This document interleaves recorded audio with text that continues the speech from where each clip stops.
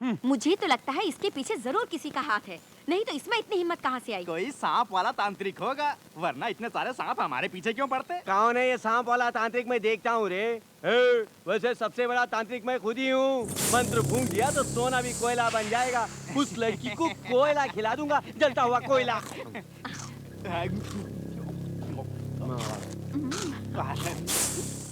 ओम वेदाहमेदं वृषं महान्तमादित्यवर्णं तमसस्तुवारे सर्वाणि रूपाणि विचित्य धीरः नामानि कृत्वा धन्यधास्ते साम्राज्यं भौज्यं स्वराज्यं वैराज्यं पारमेष्ठं राज्यं महाराज्यमाधिपत्यम् अयं समन्तपर्यायास्या सार्वभौमस्तार्वायुः।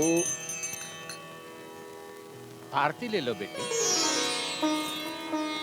पिताजी, हमारे गांव में नाग पूर्णिमा इतनी धूमधाम से मनाते क्यों हैं? नाग देवी हमारी इष्ट देवी है बेटी।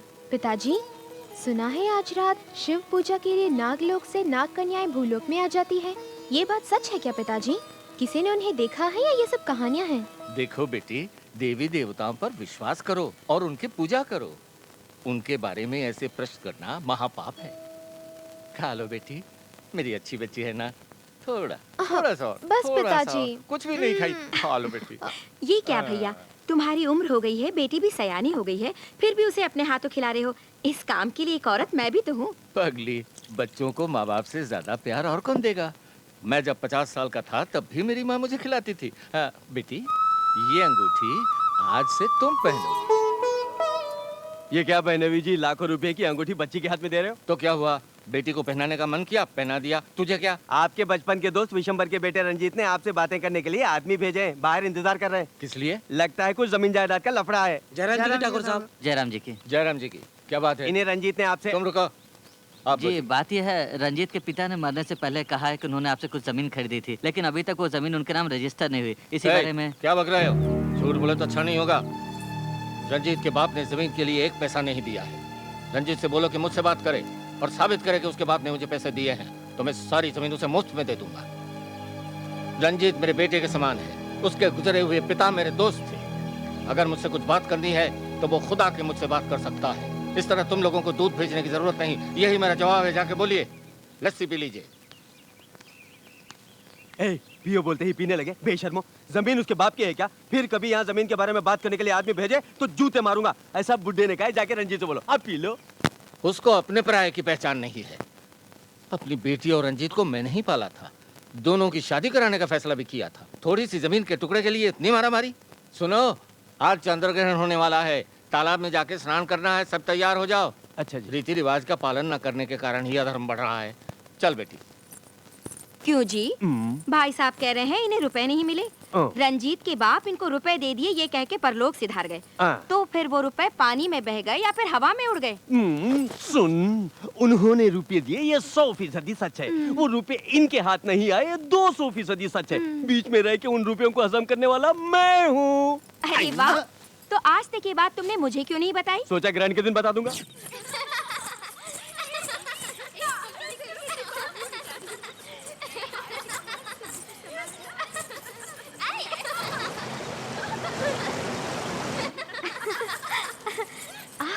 कितना सुंदर है भूलोक। ये हमारे नागलोक से भी सुंदर है क्या देवी? हाँ सखी, ये हरी भरी घाटियाँ, ये शांत वातावरण मुझे आकर्षक लग रहा है। मनुष्य को हमारा नागलोक आकर्षक लगेगा, यही सृष्टि का रहस्य है। अब ये सब छोड़ो, चलो चलते। थोड़ा समय और यहाँ बिताएंगे? नहीं देवी, आज चंद्र ग्रहण है। ग्रहण के समय यदि हम भूलोक में रहेंगे तो हमारी शक्ति नष्ट हो जाएगी। इतना ही नहीं, ग्रहण के समय वो दुष्ट तंत्र आक्रमण कर सकता है। वो तुमसे प्रतिशोध लेने का अवसर ढूंढ रहा है। चलो चलते हैं। कोई बात नहीं, ग्रहण आरंभ होने से पूर्व ही हम यहाँ से निकल जाएंगे। वो देखो, चांदनी में हिरन। अरे उसे छोड़ो, जाने का समय हो गया है। चलो चलते हैं। रुको, अभी आती हूँ। अरे देवी जाओ।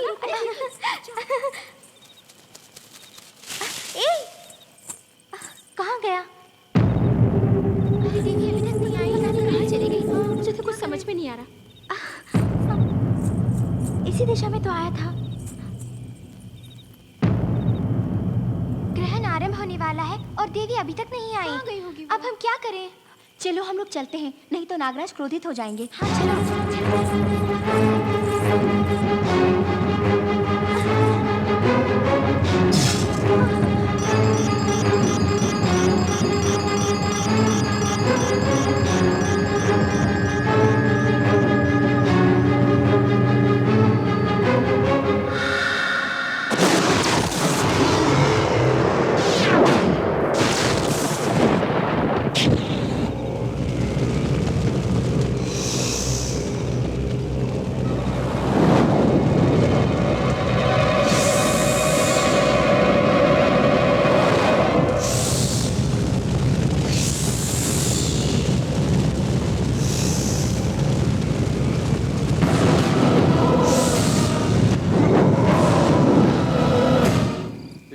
रिवाजों के अनुसार ग्रहण शुरू होने से पहले भी और खत्म होने के बाद भी स्नान करना पड़ता है।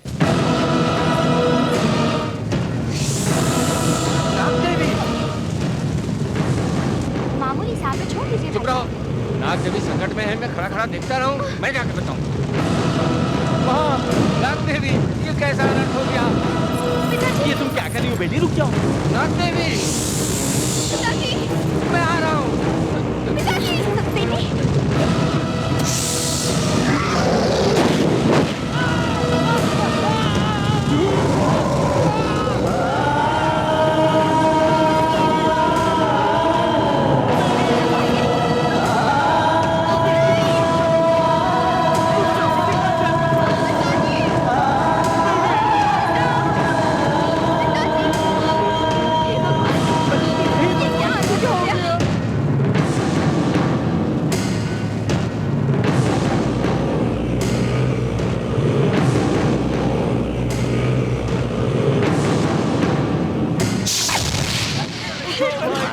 ये क्या हालत हो गया? इसको घर ले जाओ। अब इसकी देखभाल कौन करेगा?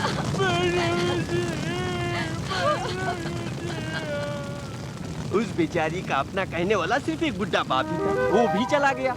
अब उसकी जिंदगी हमारी है, जायदाद भी हमारी है, हमें जो मर्जी में आए वो कर सकते हैं। अब हमें रोकने वाला कोई है? कोई भी नहीं। कहाँ है वो अंगूठी? वो तेरे पास नहीं रहनी चाहिए, हमारे पास रहनी चाहिए। कहाँ छुपाई है तूने अंगूठी? अरे भाग्यवान, तेरे हाथ जोड़ता हूँ, बेचारी की जान मत ले। इसका मरा हुआ बाप ये अत्याचार देख के दुखी होता होगा। बेटी, ये घोर अन्याय मैं नहीं देख सकता। उस मामूली अंगूठी के लिए ये चुड़ैल तुझे फांसी पे लटका देगी, रेल के नीचे डाल देगी, कुएं में ढकेल देगी, केरोसिन छिड़क के जला देगी। दे दे बेटी,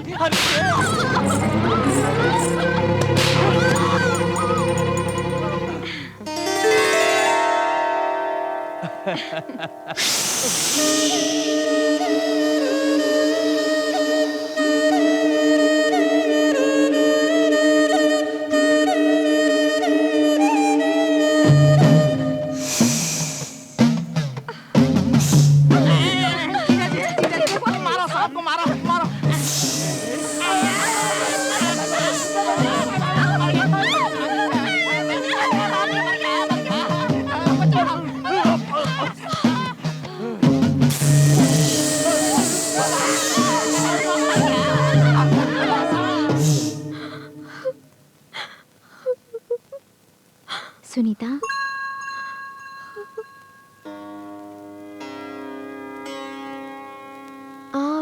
मेरा नाम देवी है। तुम्हारे पिताजी का बड़ा एहसान है मुझ पर, जिसकी वजह से मैं तुम्हें देखने आई हूँ। मौत भी मेरे करीब नहीं आती। मुझे अपना समझकर मेरा हाल पूछने वाली तुम कौन हो? पगली कहीं की। जब भी अत्याचार बढ़ा है तो उसे मिटाने के लिए ईश्वर ने कोई ना कोई अवतार लिया है। कहते हैं जिसका कोई नहीं होता उसका भगवान होता है। ये लो, तुम्हारी कुलदेवी नाग देवी की अंगूठी। थोड़ी देर मैंने सोचा कि नाग देवी भी मेरा साथ छोड़ गई। तुम रोज उस नाग देवी की पूजा करती हो, क्या किया है उसने? तुम्हारे पिताजी जलकर भस्म हो रहे थे, तब क्या उनकी रक्षा की? अनाथ होकर तुम भूखी प्यासी तड़प रही थी, उसने एक बार भी तुम्हें भोजन कराया? तुम यहाँ पर तकलीफ उठा रही हो तो उसने तुम्हें तसल्ली दी? क्या किया है उसने? देवी, तुम नाग देवी के बारे में क्या जानती हो जो उसको दोष देती हो?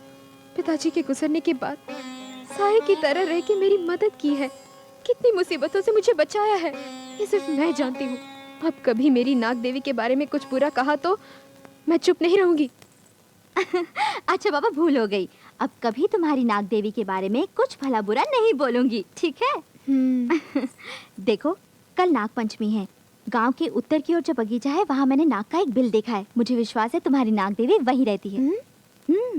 कल तुम जाके उस बिल में दूध डालोगी तो मुझे विश्वास है कि तुम्हारे सारे अपने लोग तुम्हें अपनाएंगे।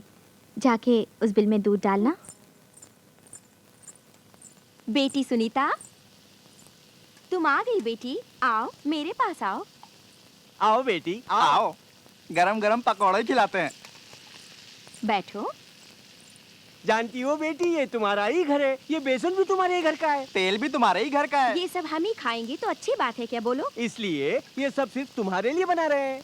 ये सब मेरे लिए? हाँ तुम्हारे लिए, क्योंकि आज तुम मेजर बन गई हो। सुन रही, आज चाहे कुछ भी हो जाए, बेटी के खाने के बाद ही हम कुछ खाएंगे। देखती क्या है, गरम गरम निकाल के बेटी के हाथ में रख देना।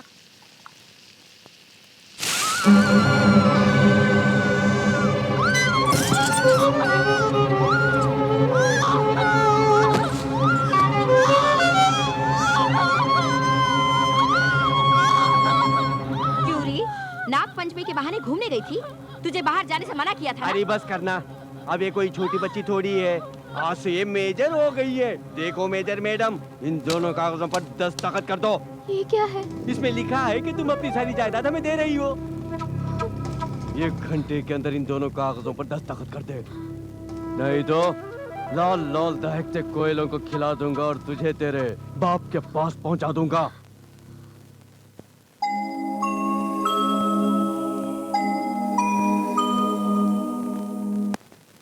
मुझे तो लगता है इसके पीछे जरूर किसी का हाथ है, नहीं तो इसमें इतनी हिम्मत कहाँ से आई? कोई सांप वाला तांत्रिक होगा, वरना इतने सारे सांप हमारे पीछे क्यों पड़ते? कौन है ये सांप वाला तांत्रिक? मैं देखता हूँ रे। वैसे सबसे बड़ा तांत्रिक मैं खुद ही हूँ। मंत्र फूंक दिया तो सोना भी कोयला बन जाएगा। उस लड़की को कोयला खिला दूंगा, जलता हुआ कोयला।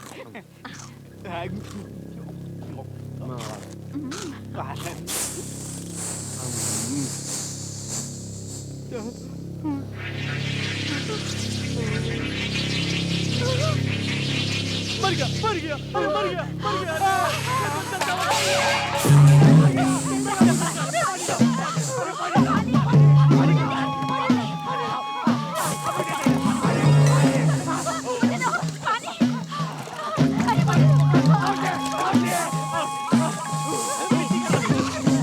अरे मैं तो मिट्टी का तेल पी गया, पेट चल रहा है, मुंह चल रहा है, पेट चल रहा है, मुंह चल रहा है।